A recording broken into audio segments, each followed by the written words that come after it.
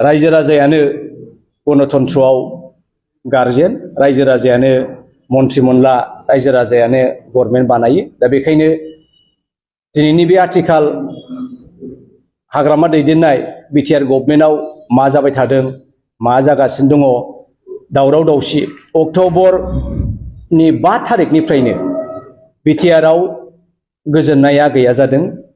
प्रमद बिथांनि 5 बोसोर गभर्नमेन्टआव जोङो बबेबा हारिनि बबेबा जाथिनि माबा मोनसे समस्या लानानै जोंनि क'क्राझार लामाफोराव बा चिरां बाक्सा उदालगुरिफ्राव जोङो खुनु प्रटेस्ट रेलि जय ध्वनि लानायखौ जों खोनायाखैमोन।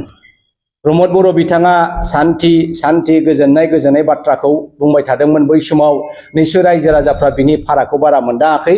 नाथाय अक्ट'बरनि 5 थारिखनिफ्रायनो जै दिनाव हाग्रामा सारा गावनि गभर्नमेन्टनि थाखाय सतबांसा लादों, ओइ दिननिफ्रायनो बार अखा सारअन्थाइ बारहुंखा गासिबो ग्रोम ग्रोम फैदों।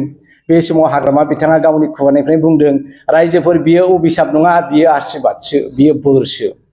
बे दिनखालिनो आङो मोनसे सिन्था खालामदों, कुछ तो गड़बड़ है, दाल में कुछ तो काला है होननाय बायदि माबा मोनसे समस्या दंमारो नामा होननानै। दा बेफोर समस्या बबेनिफ्राय फैदों, माब्रै जादों? मैया दाखालिसो बिटिसिआव जोंनि लाइमोनफ्रा सियार बुखुनानै गारख्रुबलाबायनायफोरखौ हाग्रामा बिथाङा इउपिपिएलखौ दुसिबाय थादों, एबसुखौ दुसिदों, प्रमदखौ दुसिदों, इउजिखौ दुसिदों, दिपेन बर' बिथांखौ दुसिदों। खिन्थु बे गावनि फारसे बिथाङा नायाखै। नायदो आंनाव बे लेखा मानिखौ नोंथांमोना नाय, फारि फारि बेसेबांबा बुरजा डिटेल जे इलिगेलै आयेन कानुनखौ बिथाङा हेव खालामनानै जे बिटिसि गभर्नमेन्टखौहाय सालायलांनो नाजादों। दा बिनि माखासे खारनफोरखौ आं खोन्थानो नागिरदों। गिबिथारावनो मैया दाखालिसो बाक्सायाव सान हाबबायमोन, मोनाजों मोना लाइट प्रटेस्ट रायजो राजाफ्रा लादों। हाग्रामानि सासे मस्ट फेभाराइट बुंनो थाङोब्ला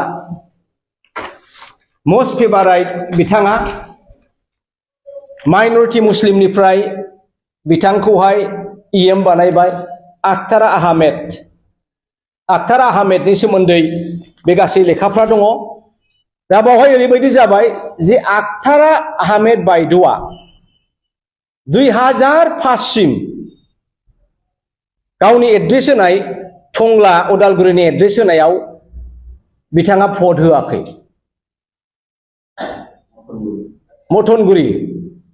मथनगुरियाव बिथांनि जेनेबा एड्रेसखौ टंलानि होदों। 2005 सिमाव बिथाङा बावहाय गैयामोन आरोमा। 2008आव बिथाङा दङ, खिन्थु बियो बिटिआर एड्रेस गैयामोन। दा बेखायनो जोङो बेखौसो होनो सानदों जे हाग्रामा सारा जायहा गावजों मोजां, जायहा गावजों सोमोन्दोआव हले गुलि, बेफोरबायदि व्यक्तिखौनो जायगा होयो नामा? बिटिसिनि नियम मथेथ' बिथाङा सासे केन्डिडेट जानोब्ला, सासे बिजाथि जानोब्ला, इएम जानोबा बिटिसि बासि जानांगौ। 2005आवनो बिथाङा मथनगुरिनि एड्रेसआव गैयाबा, मथनगुरिनि व्यक्ति नङाबा, बिटिसिनि व्यक्ति नङाबा बोरै भट होनानै बिथाङा बोरै इएम जालायखो? बिनि उनाव हेमाप्रभा देबि, बिथांनाबोथ' एड्रेसा अमिलसो। गभर्नरनि मोनसे एड्रेसआव जोङो नुदों बिथाङा कामरुप मेट्र'नि, ओमफ्राय WBTनि एड्रेसआव बिथांखौ जों नुदों टंला उदालगुरियाव। दा बिथाङाबो बिथांनि एड्रेस होनाय मथे बिथाङा बिटिसि बासि नङा। दिनै बिथाङा सासे नमिनेटेड MCLA। बिथाङा बिटिसि बासि नङाब्ला, बिटिसिनि थागिबिया नङाब्ला बिथाङा बोरै सासे MCLA जानो हाखो? दा बे 2 नाम्बार कुइसन। दाना 3 नाम्बार कुइसना जाहैबाय जोंहा परमेश्वर रय बिथाङा सासे कच राजबंशी अट'नमास काउन्सिलनि EM खा। मैया दाखालिसो निश्चय बिथाङा रिजाइन होनानै दिनैहाय बिटिसिनि नमिनेटेड MCLA जाबाय। दा गावसिनि मानसिफ्रानो आफुथि खालामदों राजबंशी कमिउनिटिनिफ्रायनो। आगुनि राजबंशी स्टुडेन्ट इउनियननि आफादगिरि बिथाङा बेखौ आपत्ति खालामदों जे बिथाङा बोरै बाहायबो EM जानो हायो कमतापुर काउन्सिलाव आरो बिटिसिआव बोरै नमिनेटेड एमसिएलए जानो हाखो आरो बिथांनि एलिगेसन मथे जे कच राजबंशीया मोनसे जाथियानो दा हाग्रामानि एड्रेस मथे नमिनेटेड एमसिएलए होननाय मथे कचआ आलदा आरो राजबंशीया आलदा दा बेफोर गासिबो जोंनि रायजोफोरनि गेजेराव गोबां गुलाय गुजाय बुजिहोनायखौ लाबोदों गोनो गोथो जादों मा खालामनो मारनो नागिरखो हाग्रामा सारालाय बे दिनै थारिखनि बे 6था जनगोष्ठीनि एसटि होनायखौबो होयैनि बाथ्राखौबो बे एबसुखौ दुसिबाय थादों बे इउपिपिएलखौ दुसिबाय थादों बिथाङा दिपेन बर'खौ दुसिदों बे सोरखौबा दुसिदों दा मेन बाथ्राया नैबेसो हाग्रामा सारा गावनि खोथाखौ नायाखै इलेक्शननि केम्पेइनाव हाग्रामा सारा ओरैबायदि क्लियार भाषाजों बुंदों जे बिथाङा एसटिखौ खादायाव मैगंफोर लानानै जासिनाय बायदि जासिदों जे आपनालोके एसटि ना लागे नाखि दिनै जेब्लानाखि 6था जनगोष्ठीनि एसटि होनोसै बाथ्राया फैबाय आसाम एसेम्ब्लियाव एप्रुभ खालामबाय